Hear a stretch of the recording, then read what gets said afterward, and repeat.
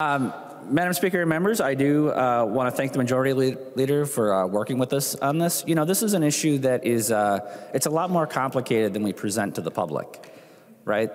There are perfectly good people and good reasons for opposing the legalization of cannabis. There are also good people and perfectly good reasons for abandoning our current system and replacing it with a regulated model.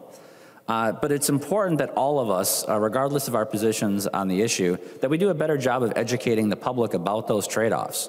Like most of the policy we have up here, it's not 100% right or 100% wrong or 100% good or 100% bad. There are trade-offs with these policies. But it is clear that America now, in the year 2021, that the era of marijuana prohibition is over. The regulatory model that has been in place in the United States since about the 1930s has not worked and will not work. And so it's up to us to decide what's going to replace that. What are the things we're going to be putting in place to make sure that we get the good things that would come from a redesigned market while discouraging and reducing the bad things. I tried putting my mark on this bill, tried improving it. Number one, I think it was indefensible that the bureaucracy tried using this as an excuse to grow their budgets. I want to thank the Majority Leader and the DFL for allowing us to curtail some of that spending and reduce it to a more reasonable FTE count.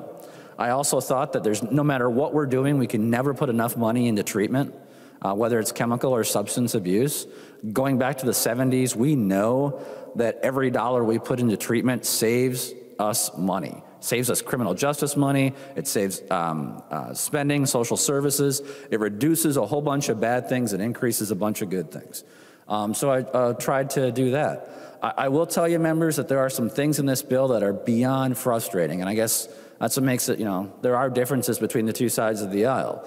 The thing I don't like is that if you're a young entrepreneur, you're a young black man, or you're a young Native American woman, and you want to start a restaurant, you want to start maybe a hairstyling, something along those lines, there's no money for you.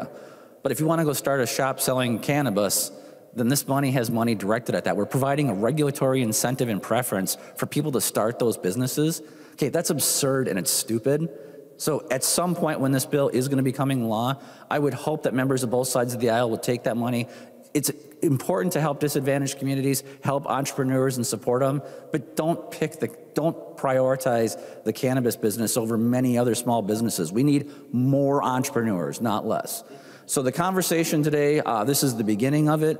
I do, on a serious note, want to fault you for ignoring the fact of what's happening with UI and the PPP. This is a conscious choice by the legislative majority to hurt people. Okay, there are real people who are really suffering because of this, and there was no reason that had to be delayed. None. And it's still not, it's still, there's no excuse for not doing it. You're not getting any leverage from it. You're not going to make the Senate do anything they ain't going to do already.